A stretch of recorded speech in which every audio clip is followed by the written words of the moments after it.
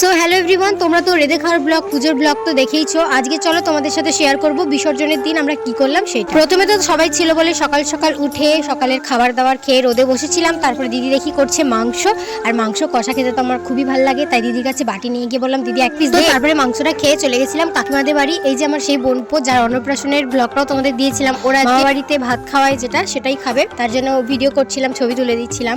তারপরে কি চান টান করে নিয়েছিলাম, এবার দুপুরবেলার খাবার খেতে হবে কারণ তাড়াতাড়ি আমাদের আবার যেতে হবে। আজকের মেনুতে ছিল পোলাও, খাসির মাংস, শাক ভাজা, বেগুন ভাজা, পটল ভাজা, স্যালাড, মুরগির মাংস, আর ছিল পায়েস আর মিষ্টি। এত সুন্দর সুন্দর রান্না হয়েছিল, তাই জন্য আমি ঝপঝপ করে খেয়ে নিয়েছিলাম, খেয়ে হয়ে গেছিলাম রেডি। আর এখন দেখো এখানেই দাঁড়িয়ে আছি কারণ একটা বনু যাবে আমার সাথে, তার জন্যই দাঁড়িয়ে আছি। আর তার তো কোনো আসার নামগন্ধই নেই, তাই জন্য আমি একবার এই দিক হাঁটছি একবার ওই দিক হাঁটছি, ওই করছিলাম। তারপরে ফাইনালি ও এলো। চলো তাড়াতাড়ি যাওয়া যাক কারণ বাজনার আওয়াজ পাচ্ছি, হয়তো ঠাকুরকে নামিয়ে বরণ শুরু হয়ে গেছে। আর সত্যি সত্যি এসে দেখি মাকে নামিয়ে দিয়েছে আর সবাই বরণ করছে। সবাই দেখো এখনো পর্যন্ত কত আনন্দ সহকারে মাকে বরণ করছে, কিন্তু কিছুক্ষণ পর যখন মায়ের বিদায়ের সময় আরো কাছে চলে আসবে না, তখন সবাই দেখবে হয় কান্না করছে, নয় মন খারাপ হয়ে দাঁড়িয়ে আছে। আসলে কি বলতো, এই পুজোটার জন্য আমাদের সমস্ত গ্রামের মানুষরা প্রচুর অপেক্ষায় থাকে, মানে এক কথায় অধীর অপেক্ষায় থাকে। যতটা না দুর্গা পুজোয় আমরা ওয়েট করি, তার থেকে বেশি আমরা এই পুজোটায় ওয়েট করি। এই মা কালী আমাদের গ্রামকে পুরো আগলে রাখে, তার জন্য এই মায়ের নাম রক্ষাময়ী। জানি না সত্যি কিনা, তবে ঠাকুমাদের মুখ থেকে শুনেছি যখন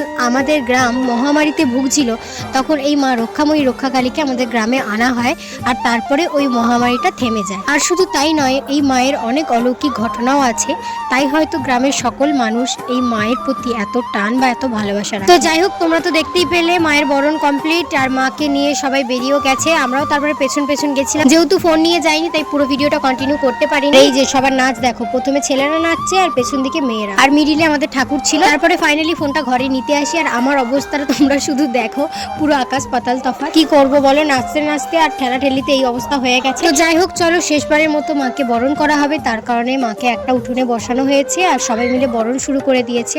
আর তোমাদেরকে বললাম না একটু পরেই সবাই কাঁদবে, কান্না করবে। এই দেখো সব ছেলেদের অবস্থা দেখো, মায়ের পা ধরে কাঁদছে। আর এটাই হচ্ছে সব থেকে কষ্টের মুহূর্ত, যেটা আমরা সবাই ফেস করে থাকি। তো যাই হোক, তারপরে মায়ের বরণ কমপ্লিট হয়ে গেছে, এখন মাকে নিয়ে যাওয়া হবে, সবাই মিলে চাকিয়ে মাকে নিয়ে যাচ্ছে। তো যাই হোক, তোমাদেরকে বলেছিলাম এই 3টে দিনের ভিডিও তোমাদের কাছে শেয়ার করব, তো শেয়ার করলাম, তোমরা একটু দেখো। আর ভালো লাগলে like, comment, share and subscribe করে দিও। আর ফেসবুক পেজ থেকে দেখে থাকলে আমায় ফলো করে একটা লাইক করে দিও। দেখা হবে নেক্সট কোনো ভিডিওতে। টাটা।